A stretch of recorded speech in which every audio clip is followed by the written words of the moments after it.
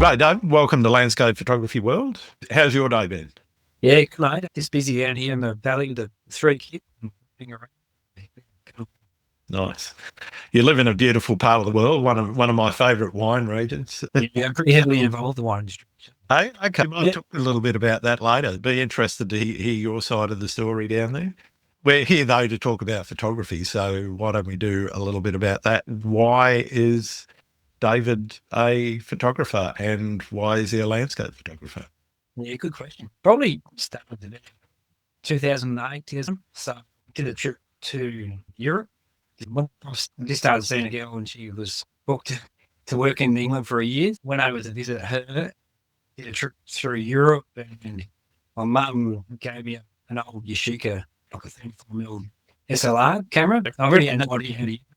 But traveled around Europe and then did a few weeks around the UK and Ireland and Scotland, and got back to Australia with 25 rolls of film, got into local chemist, and had that and had maybe 2 or 3 photos of it. The rest went tape.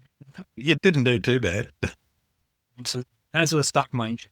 I wanted to learn more about it. I already had no idea the mechanics behind the film and exposure and how the f stops and the gel, all the rest of it. So I just started reading back in those days.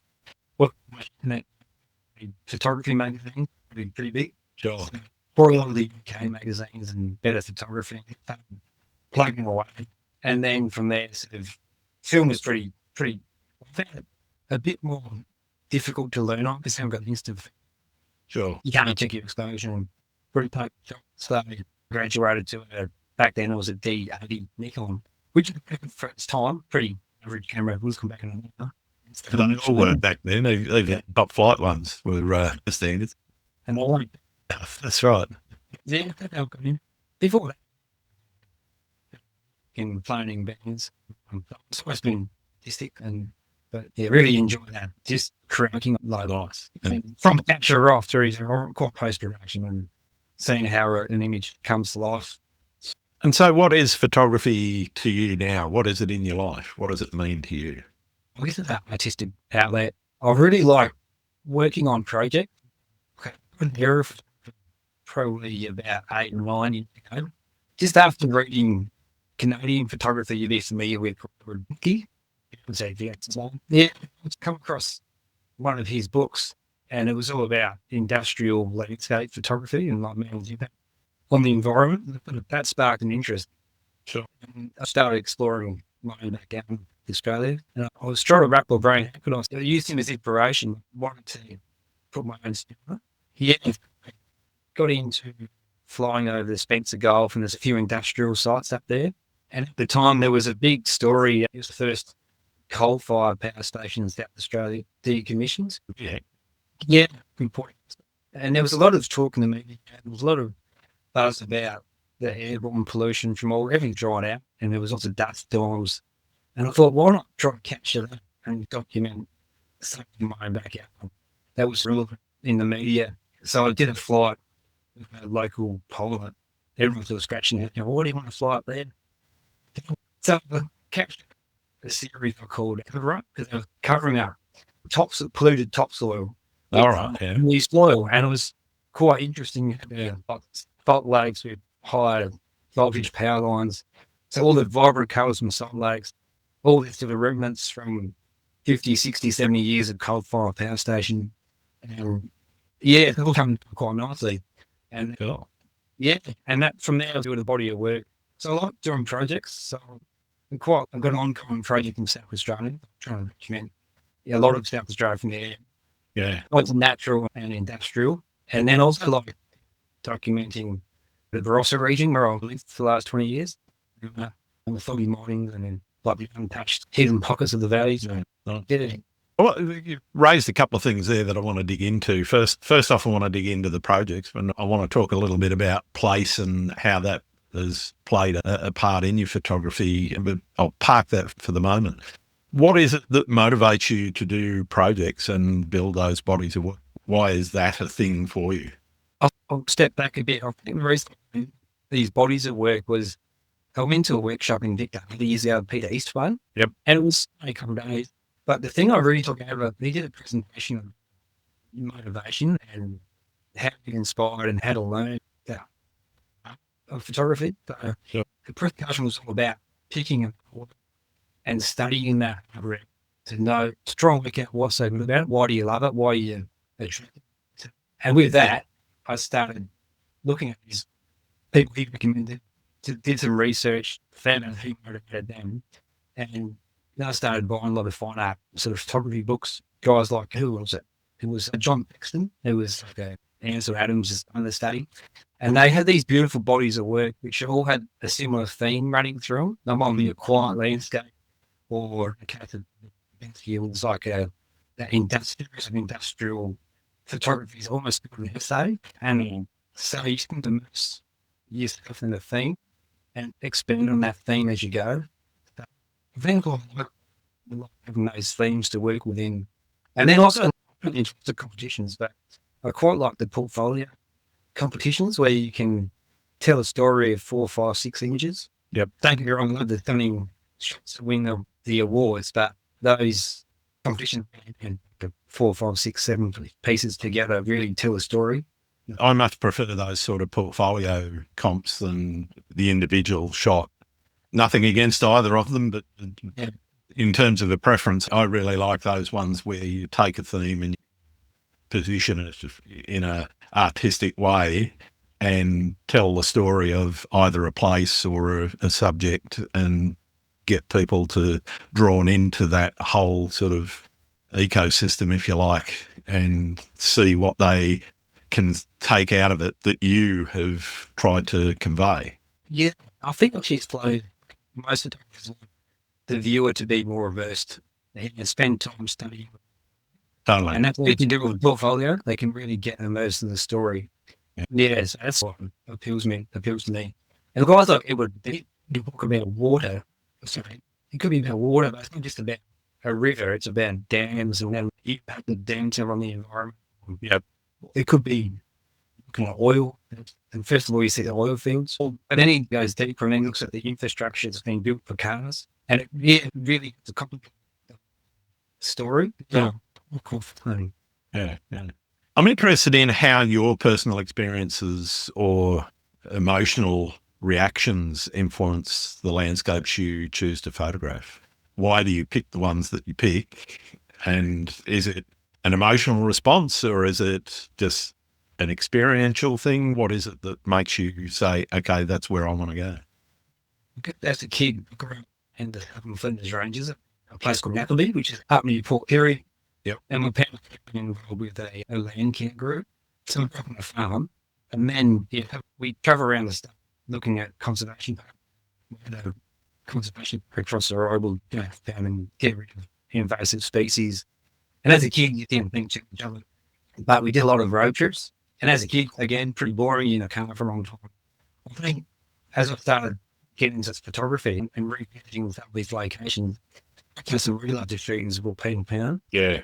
I love the ancient sort of feeling as you drive into the park. And I guess that's probably from childhood memories. There. But I really like most of my work these days, probably 95% of it would be South Australian. And that would be outback, aerial outback photography. And that is places with 10 Ks in the house. So I guess they're just familiar locations that, especially in Barossa, with your three kids, that can go a lot of time. But I think the bonus to go out there, there's a foggy model list of places in my head I think will work in those conditions.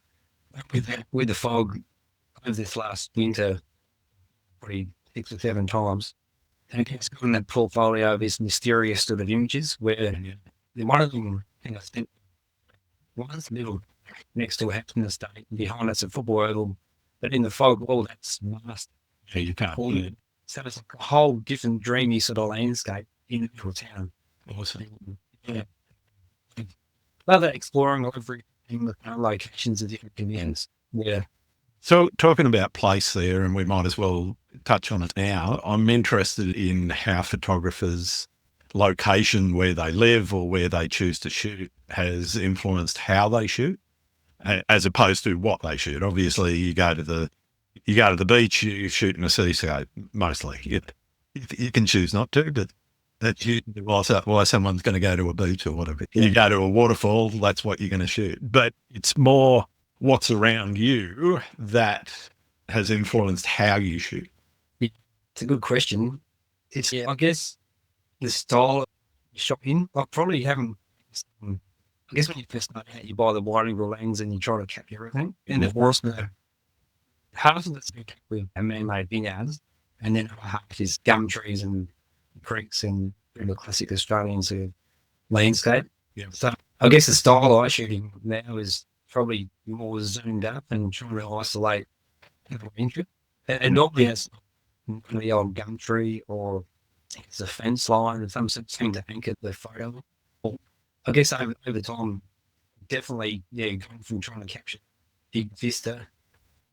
Most photographers probably do when you first get a camera, wide angle lens, and then you don't really know about the hills then become tiny and you lose that visual impact. That's my style's definitely been shooting between 70 mil and 120 mil and to shoot that. I think a guy called I mentioned before, a guy called John Sexton. He was the counterpoint to Adams Ansell had the big broad very big landscapes. Yeah. He did as well, but where John was more looking at could this be a rock in a creek and then using contrast to bring that rock to life, or having a little grove of trees and then focusing on the series of trucks. So also that's probably more my style, corner lens. And the viewer probably had a feel like that's very Australian. Okay. On Instagram all the time, you shop was Australian. Yeah. And they're not those big. Don't get me wrong, I love shooting landmarks. We all love shooting those hero shots. But I can't shooting those landscapes. We can't really tell where it is. Yeah. No. Well, how do you connect with the place before you photograph it? You're relying on instinct, research, experience? Obviously, the place is close to you. You've got that experience you've built up over living in a place for some years. You know where to go. But somewhere new, how do you connect with it? Yeah, and for the local staff was the biggest reason I did work with my kids. That my first one wasn't asleep. Ned, he has a baby. He wouldn't sleep when he was in the car. I'll put him into the car seat and I'd drive all the back roads from driven every single dirt road in 100k road. I was really love driving, and you don't know where it's going, and he can see, and so that's probably my best research. I wouldn't always stop, but when at the time conditions are right, I'll revisit this place. Yeah. Another thing, relationships with property owners. Yep. So there's a few people around the Barossa being the other side of the fence, and you might see some of my phone come up and that's what you're doing is explain and show them a couple of the shots and then they'll cock it, jump the fence and have a look around and building a relationship. That's been really, as in most big places on private property, but how it really helps a lot. So that's the local stuff, but when I'm doing the aerial trips, I just scour over maps and Google Earth and Google Earth's been fantastic. Yeah. Trying to get locations and they're not always. Sometimes you've got high hopes for a location that doesn't quite work out. But other times it's the stuff along the way, the hidden little gems. So you might be familiar. Did a big project with Paul Holland and Tim Wright called Altitude South. And I've got a good mate who's a pilot. So I take all these screenshots and make a bit of a list and sort of dot point those locations on a map. And then I'd catch up with Steve and Elaine and just see whether that itinerary would work. When you're shooting from the Cessna, you've got limited range and distance you can cover before you have to refuel. Yeah. And streets, but there's not too many places you can refuel. Steve's like this all-round good guy. He knows all the outback station owners around South Australia. So caught up and he pulled a few strings and you got your ability to a few places. So we were able to go to places you can normally come to SA and they'll go up to Lake Eyre and cover that country and then we having his knowledge and his contacts, we're able to push the boundaries and get out further deeper often, which probably love the exploring, but also love having those images which haven't been done before. Yeah, nice. aerial photography becomes an expensive proposition if you don't have a mate with the plane. Yeah, and I didn't realise the more people I know around Australia now, we catch up and they're like, you got a mate who's got a plane? And I said, what do you guys do? And they're like, we have to use commercial. Yeah, they hire.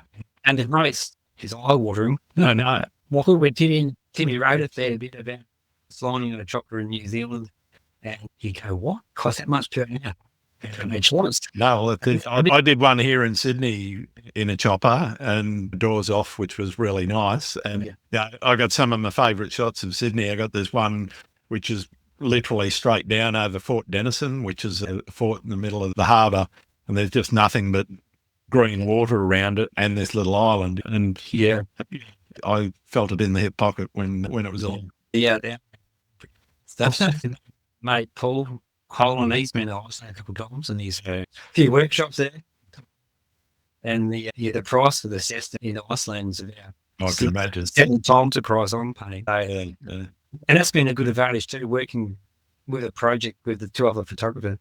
We share the costs, and you work on an itinerary where you go from point A to point B, but you got to be really smart about. Quite often we'll follow tributaries and riverbeds. And then you come across salt lakes. So you're planning a trip that there's lots of points of interest. It could be a mine. It could be you're skirting the edge of the salt lake, Torrens or Lake there or Lake Gann. And that's where you see the interesting stuff. Like edges and waterways and, salt lakes. And, so we've been pretty lucky with some awesome conditions and then also found a lot of, interesting places. Our first trip we did together, we followed the Diamantina. The whole way up to Queensland. Oh, okay. Yeah, like doing all of flying up over Torrens and Lake and then following all the waterways. And you can really see how the water's carved back. Yeah, you can see how it's been formed over the eons. Did you get up there earlier in the year this year at all? No, I didn't. It was, Pilot Steve's not flying at the moment.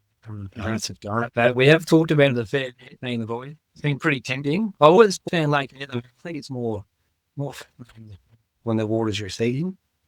Recently, years ago when it's been in flood, which is awesome to see. It's pretty mind-bending to see how much water. I was flying back from the UK and we're at the usual 30,000 feet. And literally from horizon to horizon, you couldn't see anything but water and little trees and the occasional house and water sticking up. Yeah. It was an insane amount of water. I've never seen it that wet out west. Water. It's pretty impressive. So I've been lucky to see Dane and a couple of my photographers, like down in the dry, Channel Country in the dry, and then after a wet season, and looks like a golf course, and then did it again in the dry with Tim and Paul. Yeah, nice. Where we came ready for an exhibition for our first trip. Did about 4,000 Ks in about 20 hours in the plane. And then about 3 months before the exhibition, there was a flood event. We going back 4 years ago and did a last minute trip. And this came across, the contrast is quite amazing. So as we talked before about the projects and we focused on a few things. Like we focused on that drought and flood. And then we looked at natural beauty and then the man-made, which was mining, but also you can see how the station countries, fence lines and the fence lines and so it really does shape the landscape, especially even dry. Yeah. Well, you have these little emerald patches of green with a house in the middle of it and everything else red. You can see even the fence lines that go through the channel country. Yeah. You can see how they've shaped the water as well. It's nice to take pretty pictures, but that exhibition was really nice. Things running through it, and we had the exhibition in the Barossa Valley. We got a beautiful local gallery. It ran for about 8 weeks, but we had this short film we made. So Paul had the hindsight to take a lot of footage around the airports and landing strips, and also we put GoPros under the wings, and then we shot a few interviews in the old aircraft hangars. So it was really nice for the viewers to sit down for 10 minutes, watch the video, and get the context. Right. And then see, we didn't pick all the prettiest pictures, but we picked 60 images which told that story. Yeah. And we had people come up and just had people thought they were painting and asking what sort of paints we use because they'd so abstract to the reference points. Yep. Fishing the mining stuff, like the tailing dams. Yep. Out of this world, you know what they need from a space. And it's nice. Yeah. They've been really enjoyable projects that they roll through from that little thought and to send it right through to the exhibition walls.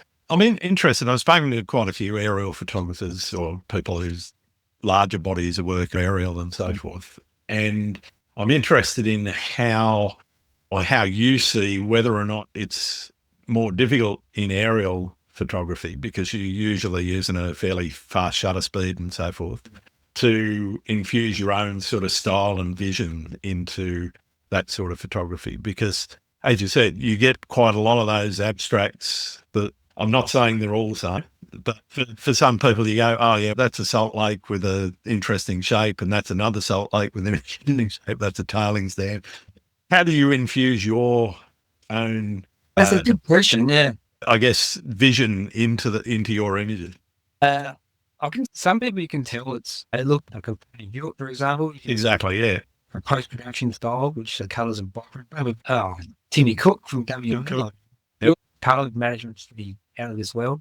You see how those guys do it. I guess my style more so is, I look for, you mentioned before, looking at on the salt lake, looking for a feature. I like looking at those features which look like a face or one image which looks like ghost lake or the salt behind. But I guess you put your own personal spin on it, probably in post-production. A lot of the images, people have asked me the last couple of years for tips how to go about it. And I guess the first step we mentioned about shutter speed and the mechanics of it. Yeah. And always don't be surprised if the images don't look that night when they first come out of that, in the raw image on the back of the camera. Sure. And I just work in pairs in Photoshop to bring out contrast, and then the byproduct is the color saturation comes out. Yeah. Because people will see a lot of the play photos quite the same. Yeah. I think I did a shoot up the Whitsundays in a plane, and Heart Reef looks like Heart Reef, looks like Heart Reef, looks like Heart Reef from whoever does it. Yeah, that's true. Advice. Exactly, yeah. Your style probably comes with the collection of 4, 5, 6 photos, or like we had 25 each. And you're right, some definitely look like it's a Tim, or that's a Paul, or that's a David. And yeah, I guess you get drawn to different subjects too. Yeah, that's true. I tend to shoot like a longer lens, shooting more of those intimate details. The aerial photos, I shoot that really big vista, looking straight down, kind of patterns. Yeah. My style is I'll zoom up and be more in detail and be more abstract. Yeah, nice. What does success look like for you in your photography? What is success? Yeah, it's a tricky one to measure. I think lucky enough to win a few comps, and it's always nice. It's nice to be recognised, probably more so by your peers. And I think you shouldn't. Great, but it's always scratch my head how many likes you get. Like, can you read them from 50? There's no wrong or read. Giving up worrying about likes and whatever. But that's not. Most of my social media is really about promoting this this podcast more than. No, it's not about the likes. I guess it's nice to have who you respect your work, which is nice. I was lucky enough last year the portfolio prize to the Australian Photographer, Australian Geographic Awards. And that was really nice. There's lots of press around that, and a lot of people interested, reaching out and interested in what we're doing. And I'm lucky enough to be invited down to give a bit of a talk in the museum in Adelaide, what I do and how I go. Yeah. And that was the spot we go to all the time, the kids. And to have your photos up on the wall amongst there's some pretty amazing work in that exhibition next year. And to be recognised with that collective of people is always really nice. I guess my main goal is to produce a really top-end book, but I'm probably going to work for it. You're always trying to expand it. Yeah, no, I know. I've spoken to a few people that have created books and whatever, and then you have the cull process, because you go, I love this one, I love this one, I love this one, but I can't include them all, so I can pick one out of that four. Right. So, I'm trying to, my long-term view would be either to do a book with Attitude South Boys about our flights, or I've covered off a lot, but I'd like to do some more coastline and really have a note to South Australia from the air. Yeah. The next on our list to go out west to the Bight and to try and come with more remote regions inland and near Wool and those sorts of places. But then, chap the coastline from the way out west at the cliffs right down to Streaky Bay and down to Leakin and maybe try to do Carolina. But then I won't be satisfied. I'll work in the southeast after that. Pretty big thing. Down about Yeah, okay. which is looking back on it a long time, it's fitting in a little set. No? It is, yeah. It's my long-term sort of view would be to publish a configurable book and, just to have that body of work together. The medium of photography is very much about communication, and I'm interested in how much of your success do you attribute to your ability to communicate? Yeah, it's a good question. I think the aerial stuff, I guess it's the conversation there is there's people came to the exhibition who were drawn to a certain image. Yep. And the one story I do remember is it was a lady who grew up on a station, was out near the Stony Desert. And there's one picture who speaks to me. She goes, where's shop? And I told her the rough way finishing. And she, it's amazing because it was a couple hundred Ks. It sounds a long way from what she grew up. Just down the road. Yeah, and she but it still had connection. What must be the colour of back in some of the topography. So I think that connection, I guess people are connected to their home state and where they live. I guess my spin is to show them that from a perspective. Yes. Yeah, and I'm probably a bit lucky in South Australia opposed to some other states where it's not as common. Like I guess people like here, near Spencer Gulf. And I've never seen any aerial photography from that part of South Australia. Yeah, it's like a particular photo quite popular, and it's just a little channel going into an estuary near Port. It's a pretty industrial sort of town, but to show people from back home the beauty, which is 4 or 5 Ks from there where they live, and a whole new perspective. Since we've done the project, I've noticed more people shooting some matter. But it's been nice to be able to, like I said before, explore areas before people get to them. But show people that, that perspective of their own backyard. And I had a couple of ladies in tears. It was totally moved by the body of work and seeing their home state in a whole new light. So nice. So I've always been likes the aerial stuff. Really helps having that mystery around something that the viewer can look at and try to study and have no preconceived ideas of what it is. Sometimes there's no perspective, there's no reference point. There's no true or fence line, totally up to the viewer's imagination. Yeah. And I was also conscious of not giving too much information away sometimes in a title or a picture. Yeah. Well, people can look at it first and then try to work it out themselves. And and the thing I really love is, like I said before, I mentioned I try to sort of foggy landscape during the day, and they really throughout that mystery. The backgrounds is you can make out trees, or you can't quite make out what's going on. I love that mysterious images which draw the viewer in for longer. Yeah, I see a lot of your work, particularly some of the project work that you've done, has, I think, quite a strong conservation message. How effective do you think you've been with your efforts in communicating that? Yeah, I think it's been really a large part of, especially the exhibitions. I always try to put a few of those conservation pictures in. They're not conservation pictures, they're more show closed doors or mate Paul put it pretty well. Paul said, we're lucky in a way to see things you can't normally see from the air. Like from the ground level, you can't get into these places. Yeah, there's usually a chain link fence around it and exactly security guards and whatever. And I've never been the environment a lot. I think I can make an impact is showing people what happens and And I'm not be honest, I've got a car, I fly around, plane, using fuel, their cameras, all sorts of different elements which have to be done on the ground. But knowing, valuing what goes into these objects and being aware of the processes that take place to extract. I'm fascinated by tailing dams, which people always ask me what are they. I'm not an expert, but they're the leftover bits and pieces from Processing mineral oil. flurry and documentary. And they said a high level of cadmium concentration, 0.01% of the whole. It's not much, and you can see, I can't remember the mass exactly, but you could it might be 100 ton to make 10 grams. And what happens to all of the rest of the material? Taken where forest just permanently degraded that landscape.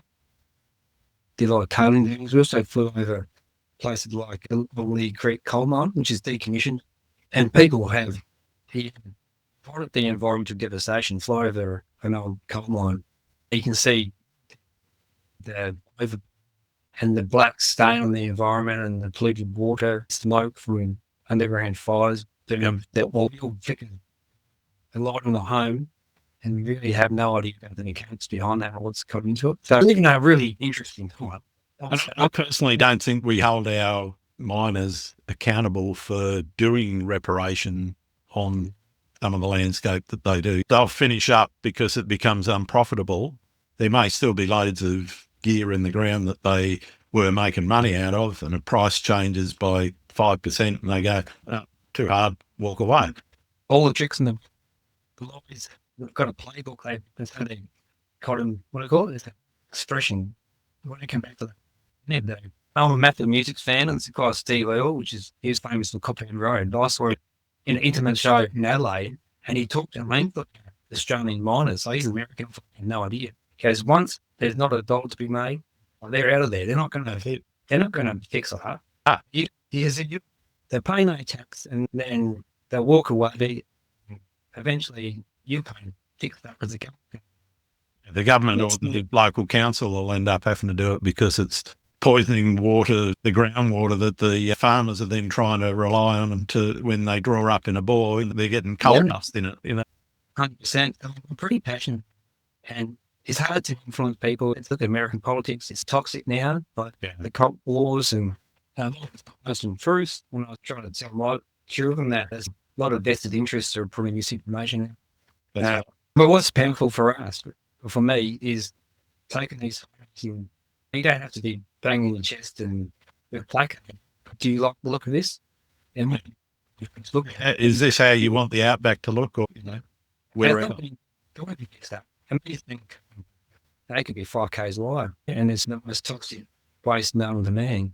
But like you said, once they've got the gold in the mine, they're not going to. Let's spend the next 20 years trying to fix it. Oh, absolutely. The nice thing is we, as a beautiful land next to, can put a picture of a coal mine. That contrast is pretty cool, isn't it? Absolutely. Yeah. How do you think landscape photography has helped you grow or change as a person? Definitely made me more aware of the environment and how precious natural landscape is. When you're out there, you get in those, I imagine, great, especially when you're out by yourself in a location around the sunset where the light is flickering and it's quiet, and that's when you feel the best connection to the lens. Yeah, definitely. By yourself, and probably more so when I'm in there, I think. Something really special about being in those ancient places by yourself. Yeah. It's more insignificant, in those places. And continuous culture up there for 40, 50, 60,000 years. And that gives you a bit of perspective. That year, it's, like I said before, flying over those locations and seeing how ancient they are and seeing how it's been stuck over thousands of years, like, you really feel connected. Yeah. And also, on the flip side is how precious it is, how we shouldn't be wrecking these places. But, absolutely. Yeah, it's nice.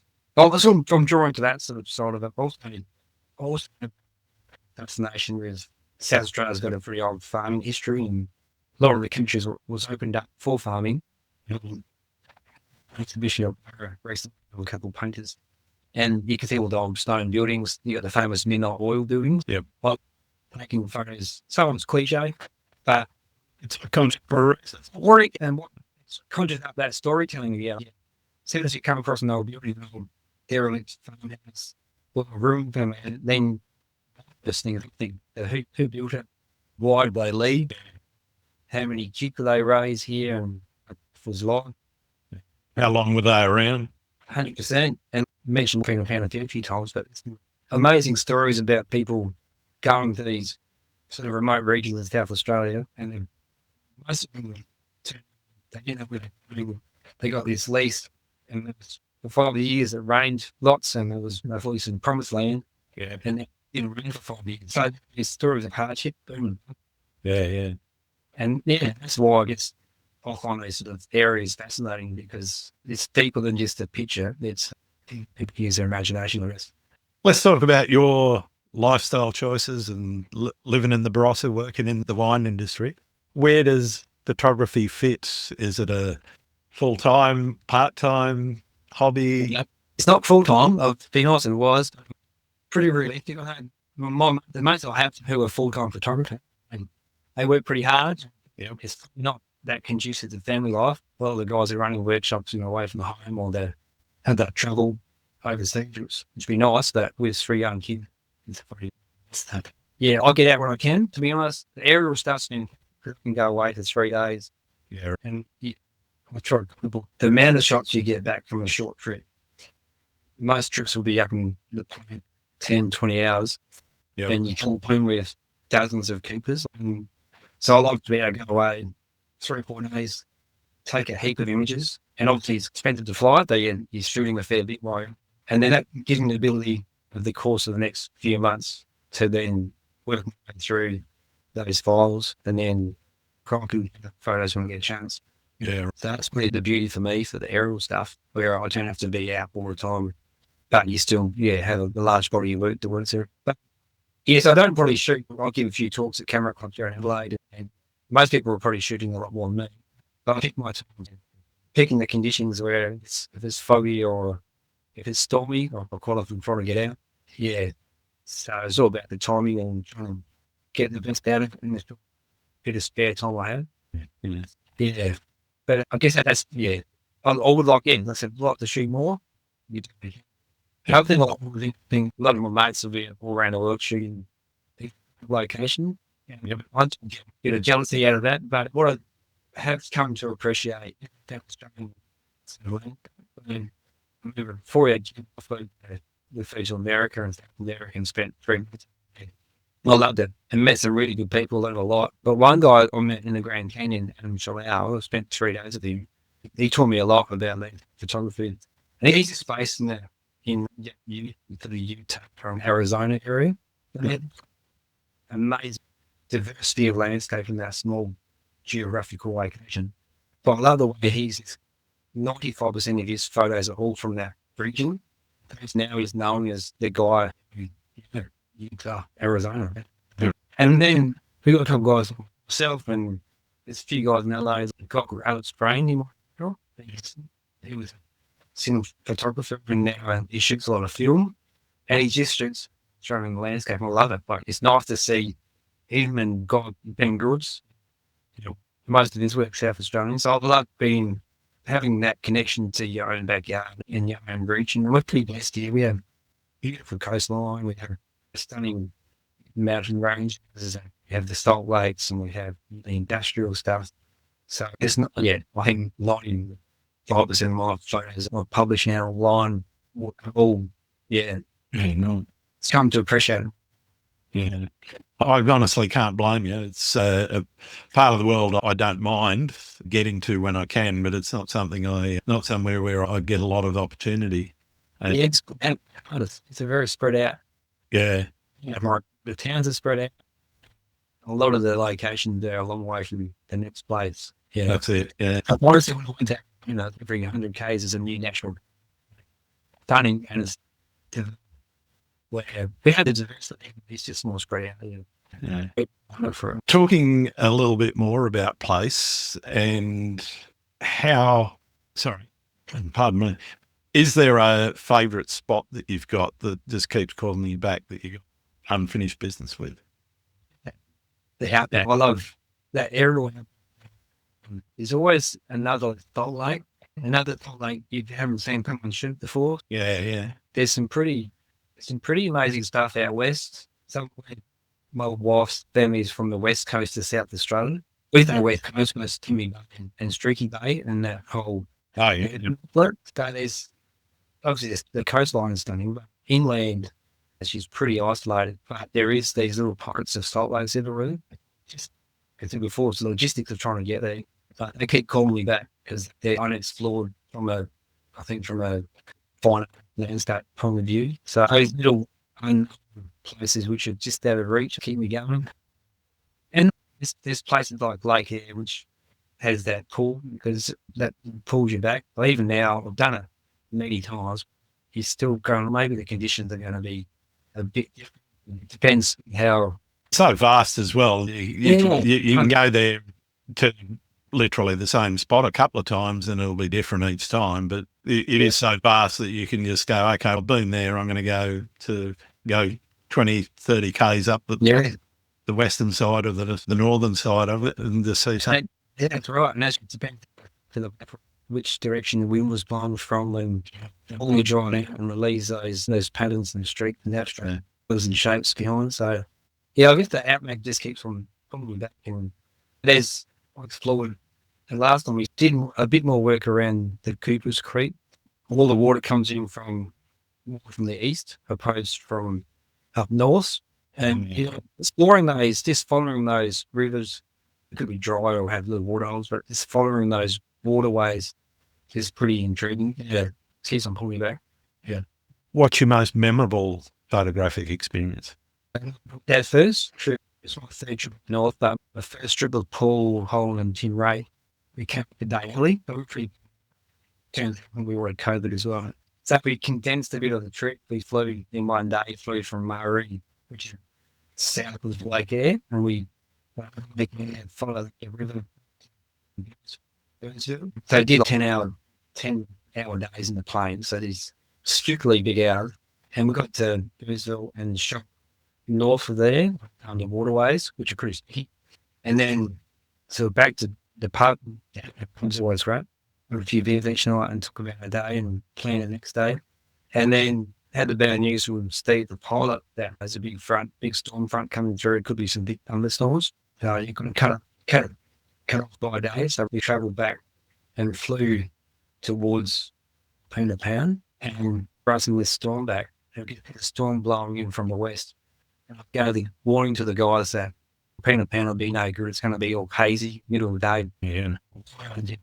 Get out of the sort of that area when it's middle of the day because too much atmosphere.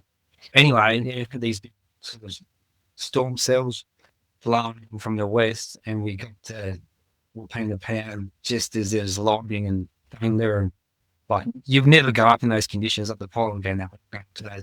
So never really in danger, but seeing photographing that area from a plane in the middle of the storm, it was magic. We had beautiful light piercing through cloud. Yeah, this sort of spot illuminating different parts of the escarpments. Yeah, like I had a smile from you. Saying, Steve, I just do a U-turn here and hang left or hang right, and he wasn't responding. And later on, I was trying to be I've got to concentrate. And he goes, there's stuff going on left and centre. Yeah. That's kind of the most memorable sort of aerial thing we've done. And the whole way back from there, right back towards the Upper Spencer Gulf, I had an image before about the climate wars between renewables and coal and stuff. I've got an image of a wind farm, and there's a massive storm blowing behind it. And that featured in the exhibition. It was a bit of that juxtaposition of from a coal power station, the near windmills, massive storm blowing. Yeah, it's a pretty special day. Fantastic. Yeah. What about horror stories? You had any sketchy experiences? Crashed a couple of drones. So I haven't done a lot of drone work, but there's nothing worse than when, it goes black on the screen, you go, So that's kind of the most gut-wrenching when you go, gee, it's $1,000 for down the drain. Yep. I've been pretty lucky with gear. I haven't had any horror stories about That's nice. Broken gear or stolen equipment. But those drones being crashed. I think the worst thing is, might have been the money. Is the fact you want a location, you want to keep shooting. You've got to stop because you've thanking him. Yes, you got. But back home, my wife generally, what? Oh, I should go. Anyway. I've killed my camera a couple of times. Yeah. Just too much salt water inside the body. Yeah, bring jumping and get over those ways sometimes. Yeah. Oh, Slippery rock thing. the worst one was one at Coogee where I had my back up against the seawall there down at the pool.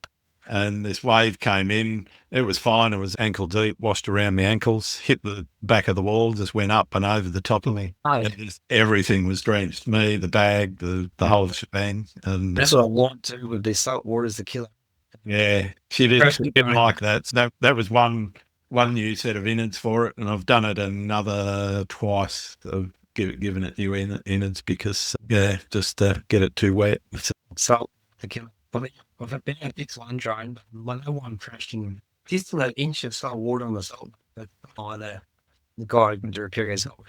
Yeah, it's Or the different almost literally pure salt. There's almost no O in it at all. Yeah.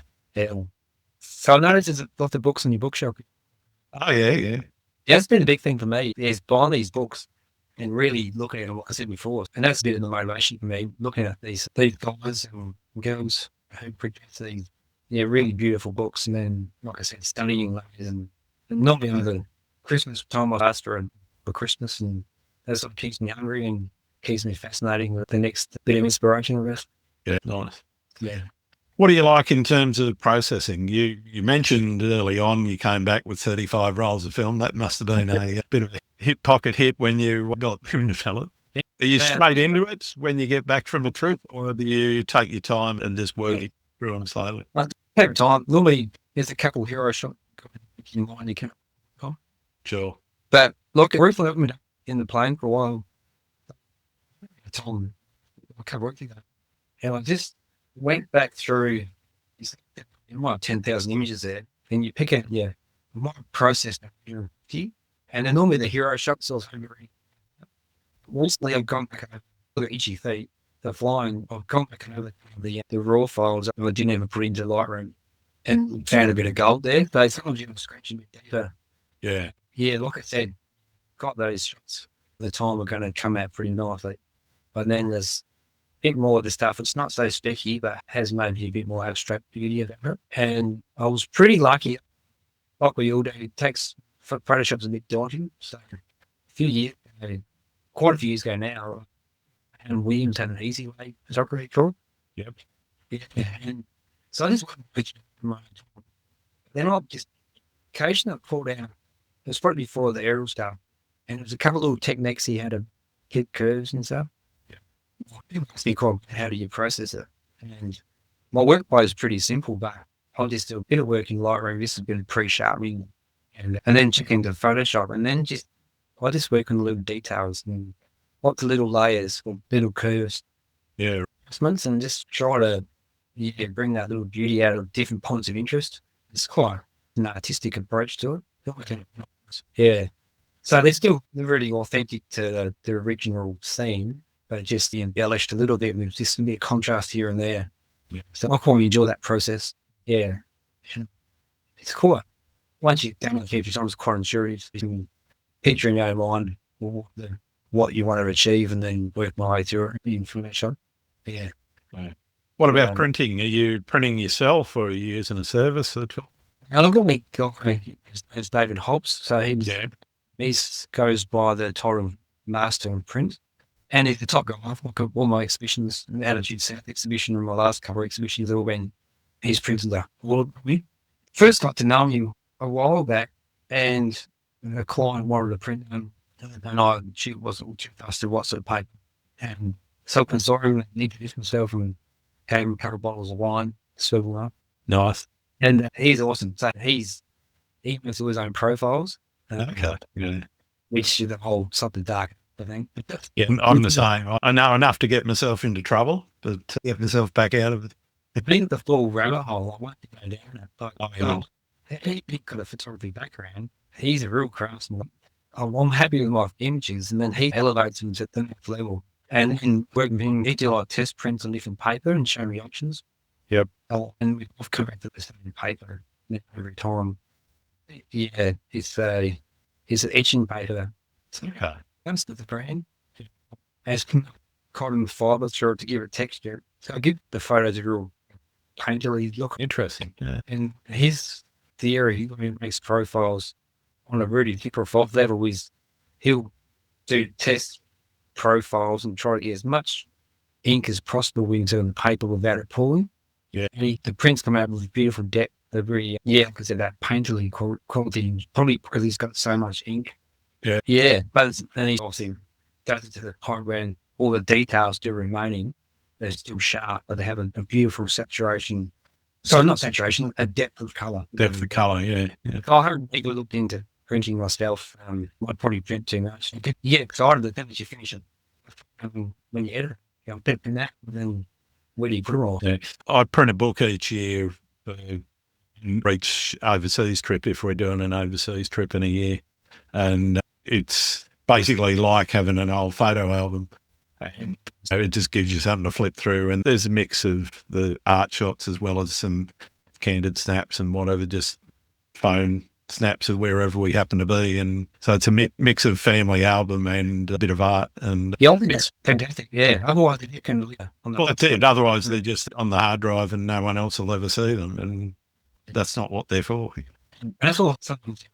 The last exhibition I did was with a couple of painters, Stuart Horish and and another oil painter from Alice Screens, and Georgia Hovins.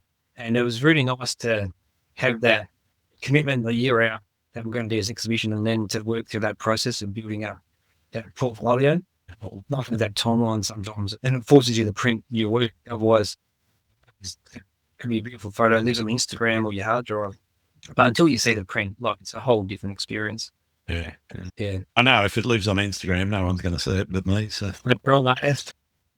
So I'm going to have an exhibition next year as Festival of South Australia nice. at Peter Lehman Winery. And it's got a theme called Australian Gothic. So it's probably more slightly different to my normal style. Yeah. I was trying to explore not darker side of photography, but maybe more of an urban environment. Yeah. Yeah, older houses. Also, maybe some South Australian ruins as well. All that storytelling. That'd be good to try and see myself into a slightly different genre. Yeah, definitely.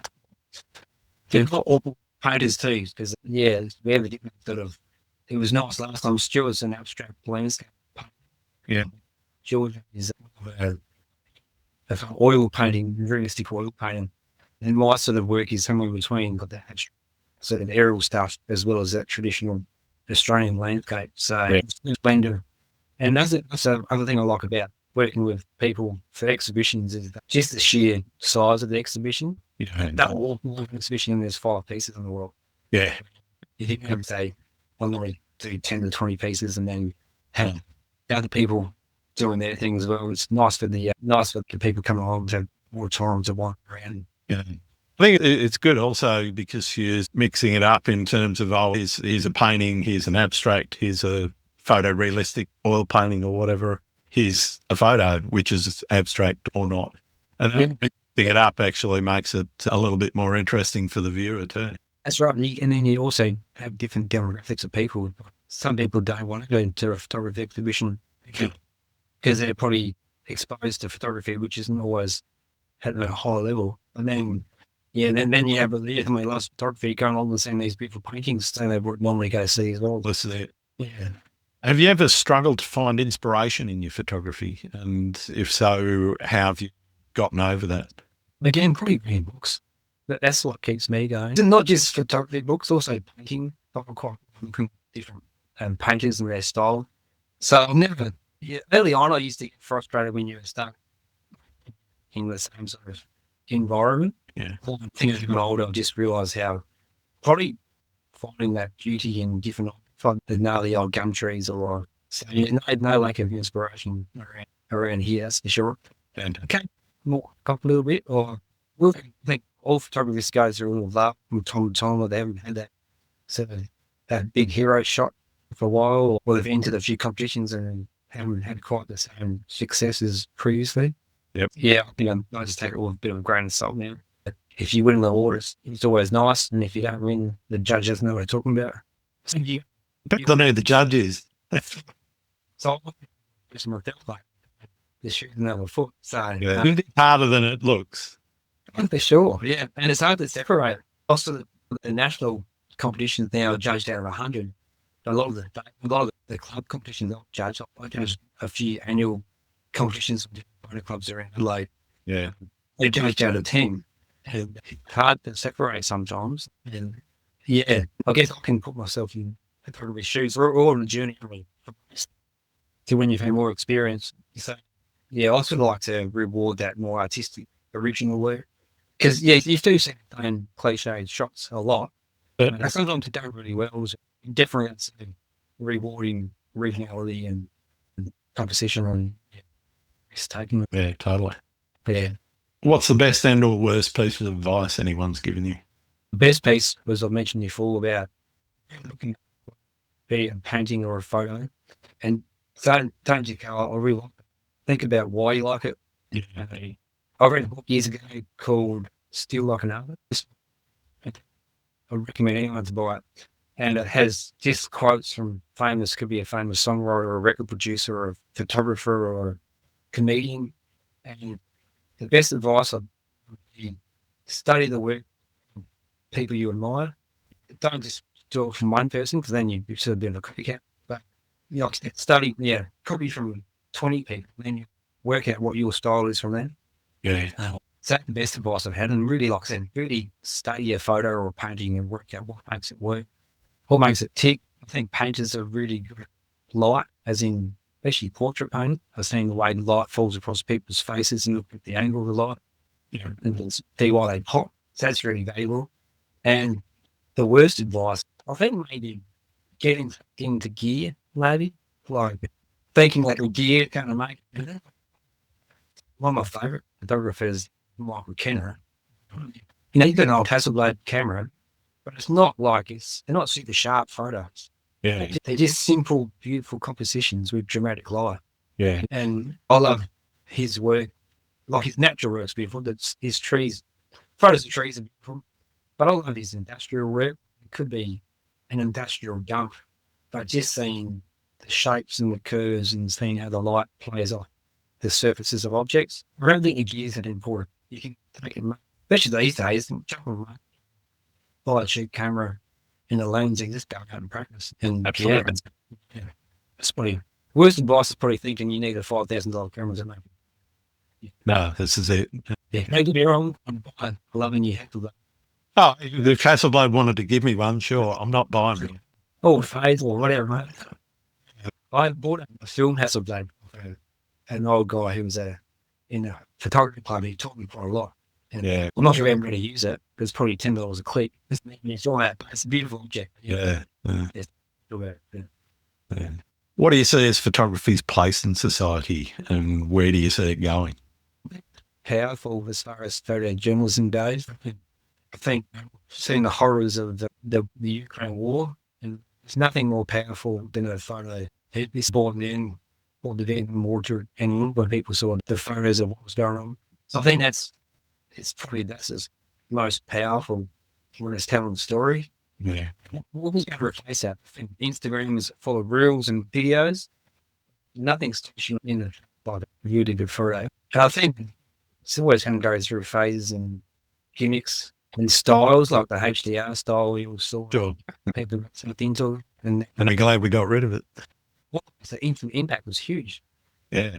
It's dated quite fully. So I think it's always going to be powerful. I think the phone's pretty amazing. Yeah. Entered a couple competitions with photos. Yeah. Guess what's in your pocket? Yeah.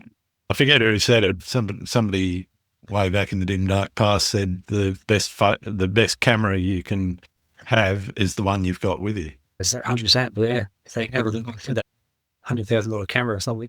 That's it. Yeah, I think you might get saturated and the dream always rises to the top. And it is hard to break through. Sometimes you get disappointed when you put a photo on Instagram. I think I'm really proud of this. And yep, it definitely breaks through when it's just after 2 days it fades out and no one's there. But I think, just sticking with it and having that, just keep developing yourself and keep getting better and keep telling that story. Are there any photographers that you think I should be getting to talk to on the podcast? Yeah, I thought I'd have a look through. A lot of the guys have been pretty big club of photographers there. One guy we have mentioned before, Alex Frames from South Australia, he's interesting and different. Like a lot of the stuff's on film, Yeah. expired film, which has got some funky colours from the past. When you look at his photos, you're transported back to a different time period, I think. Right. Surf goes own style, so I haven't met Alex, but I'd like to hear more about what he does. There's got a Broadbridge, but again, South Australian lad. A few comments on Insta and forth. He's quite interesting. Dave Sanders, I also met him at the Australian Geographic Awards. He's a really interesting guy. That was quite good to talk to. And the guy, I apologise to Andy. So Andy Fockless there. On Instagram, look up Cessna Cam. Okay. He's from Melbourne. Met him a couple of times. I think it's a phase 1 camera built into the fuselage of the plane. Oh, wow. Okay. Wasn't his work, but he'd fly over. No, I can't say I have, but Fly from Melbourne to Kimberley and go over these remote salt lakes like crazy. well, And his photos can be 3 metres wide.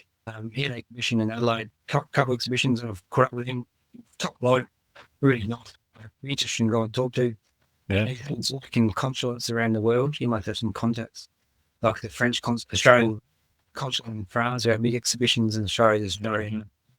His work's beautiful, and the detail is amazing. There are 3 wide prints, and you know up to them, and there's just so much going on and so much detail. So Andy will be a really interesting kind of avenue. You should, for sure. Yeah.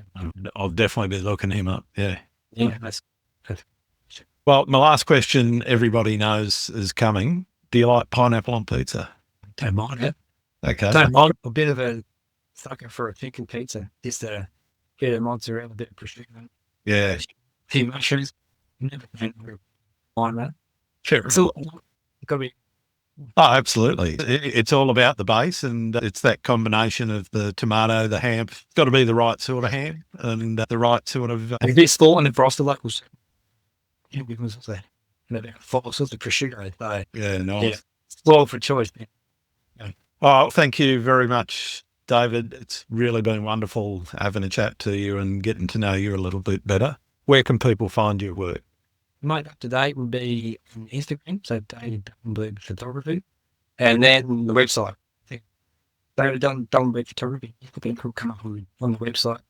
But the website's dated. A lot of work on there. A lot of links to interviews, those from Attitude South, some ADC interviews and bits and pieces. But Awesome. try to put interesting stuff on it. Folk can make mode. Did you ever in that say yell out? I definitely will. Cheers. Thanks, David. Cheers. Have you ever done any aerial photography? If so, leave a comment below. I'm interested to hear from the audience. Thanks again for listening to the Landscape Photography World. I hope you enjoyed the show, and keep listening because I'll be joined by some great guests in upcoming episodes. You can find my work in this podcast at gruntswinburnphotography.com, along with prints and photography gear. I'm also on Vero, Photo, YouTube, Instagram, Facebook, and Blue Sky. Don't forget to comment and subscribe because it really helps the podcast to get seen and heard. I'm Grant Swinburne. Hope to see you out shooting soon.